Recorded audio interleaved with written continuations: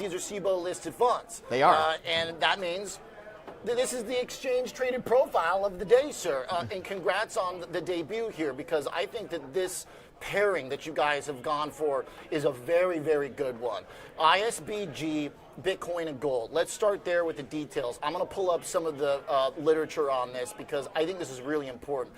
I had done some research about this years ago and trying to kind of disprove the way Bitcoiners talked about Bitcoin being gold. And in fact, what I found out is the way they trade against real yields, they actually become great complements to each other. So I think that this makes sense for a lot of people to balance risk with Bitcoin and then some stability with gold. Is that how you think about it? And how does that imply who should be using this and for what? Yeah, absolutely. Again, we're trying to allow you to get access to both these asset classes where you're getting $1 of each per dollar invested. But then the bells and whistles of it are, again, why we're using options to have a little bit of that decelerator of risk, a little bit of a buffer on the way down when the dramatic events happen so you don't have to delever. The other side of it is we're trying to harvest volatility risk premia, i.e. we think that the implied volatility embedded in the options of these asset classes is elevated in comparison to how much the market's actually moving. And we're trying to capture that spread and embed that as a return stream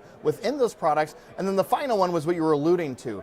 When you have two different return streams and you're targeting equal weights in both, and one goes up and one goes down, what are you going to do? Well, if we're doing it correctly, we should rebalance. We want to keep getting it back to approximately 50-50 exposure and get you access to that rebalancing premium of two asset classes that potentially move, dissimilar fashion or potentially even in opposite directions during stressful events. Okay, now this is important because you not just have the exposure to the two assets, but you also have the income side with the option side with as well. So you've got layers on layers here basically going on. So you get the income side, which has obviously been quite popular, but then you also have the side of it which is just the exposure to the assets too. So you're kind of hitting a lot here. You could kind of say that this is going to appeal to a trader or an investor, an RIA who wants the Bitcoin exposure, the gold exposure, but then also wants some of the degrees of maybe, do we call it security that comes with kind of income, or is it more like an additive? Well, I think a lot of folks want to add Bitcoin and gold to their portfolios, but what is it replacing? And most likely it's probably in the bonds quarter. Like that's what they're probably using as an alternative, some diversifier, something different than equities. It's probably replacing bonds. And the issue when you're replacing bonds is obviously removing those distributions from the holistic portfolio. So we wanted to have something that was, again, very efficient from a financing side of things, allowing the client to maybe only allocate 5% of their portfolio to this, where they get 5% of two different return streams that they want within that portfolio for that same dollar, but it's still going to go ahead and hopefully create those distributions similar to what they're replacing in the bond side of the house.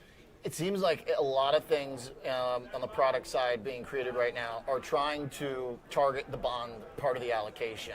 Everybody thinks they've got the solution. And what's good about this, I think, is it takes basically kind of three of those solutions. Because here's what I see as the main solutions that have been offered to fix the bond problem.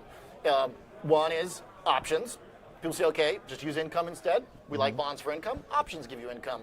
The other one, of course, is the gold and the Bitcoiners, which kind of two different sides of the same coin, if you will, where they say, well, you just need to have this sort of like other thing in there, the shiny object, if you will.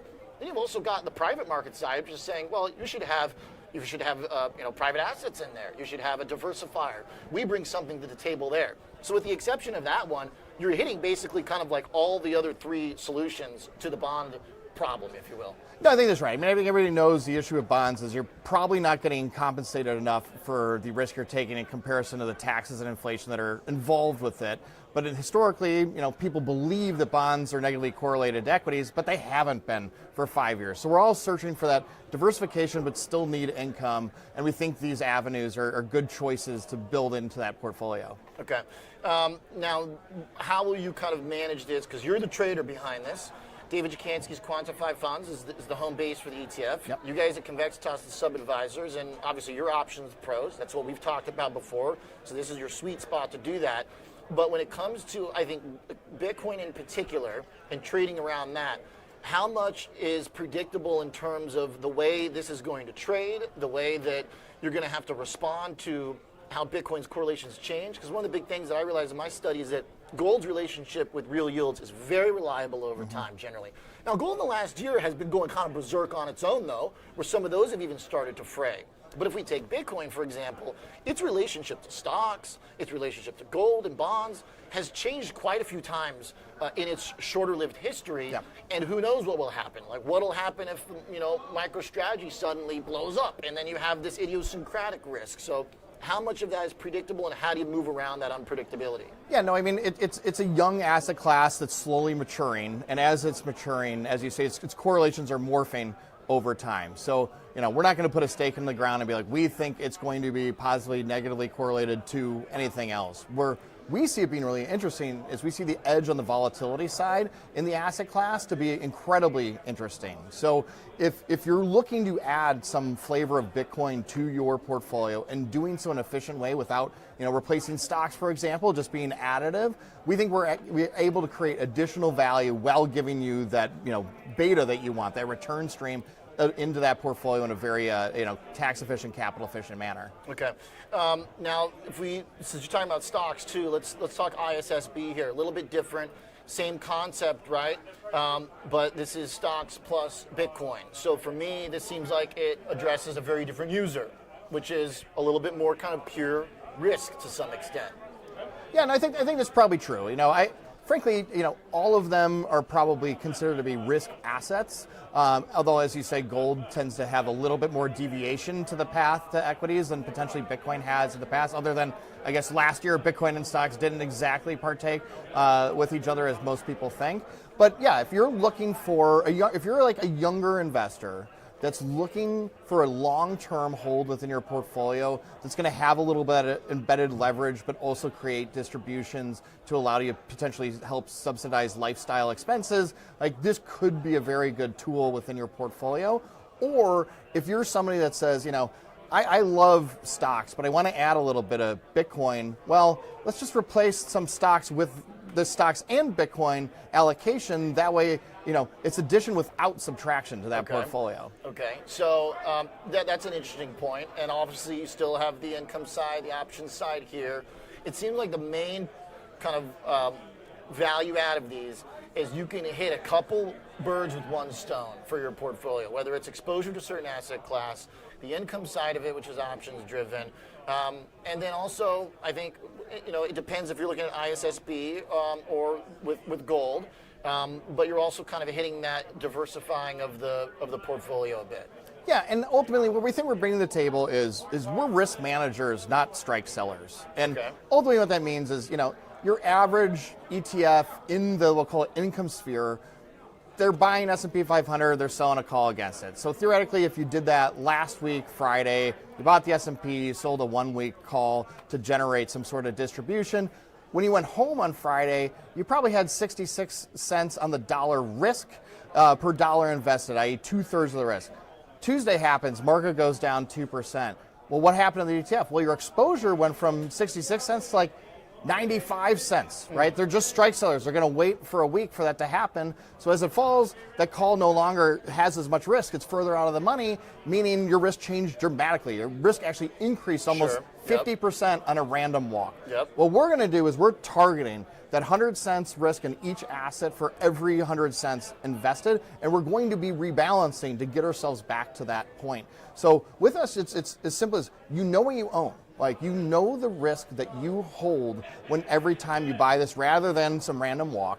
And because we're keeping that risk constant, we're actually harvesting volatility risk premium. We're not just selling a strike and hey, does it win or not as time rolls off? Right. We're actually capturing the spread and volatility in terms of what's in the option versus what's realized. And that's a more persistent value add rather than throwing a dart. In fact, the last point here is I got this up, the portfolio construction, breaking it down into 3 parts, and we're still on Bitcoin and stocks here. Long flex call options for beta, and then your short call options for premium, short put options for premium. The use of the flex options here, which is also kind of an additive. You guys, this is kind of like a cocktail of like some of the hottest stuff right now, basically, in terms of product innovation, because the flex options are already very popular for a lot of different funds, buffer funds, et cetera, and stuff like that. Right. I mean, the point of the flex option is it allows you to roll the option. We're getting kind of close to maturity. I need to kick out the tenor. If you were doing that just in your own account, that experience would result in a taxable event, right? Okay. So if we think market's going up, this is a long beta fulcrum, that means, oh, every 6 months I have to pay taxes. Nobody wants that. Within the ETF wrapper, if you use flex options to generate that beta, we can do something called a heartbeat trade, which essentially is a create redeem of a single basket of options for another basket of options. No real necessarily need to dig overly into the complexity, but what that allows you to do is transition from the current option you're in seat A into a new option in seat B and have essentially the original cost basis carry forward. So it's not a force realized event. So that's why you're seeing these options in these ETFs, is that it allows you to use options for market exposure without creating forced taxable events. All right, which is also a big part for the advisor market too, is just you don't want to have to keep creating taxable events. That's where a lot of people already are not treating the options properly, which creates drag. And then the tax events are creating additional drag. Absolutely. Taxes are, probably more important than value add at the end of the day. Yeah.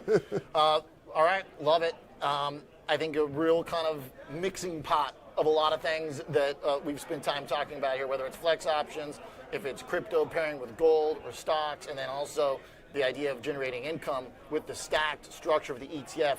So it's going to be fun to watch how they trade, who takes interest. ISSB, the one we were talking about with stocks and Bitcoin, ISBG for stocks, or for Bitcoin, and gold rather, from Quantify Funds, managed by Zed Francis at Convexitas. Always a pleasure to have you on the show, Zed. Good to catch up. Yeah, thanks, Oliver.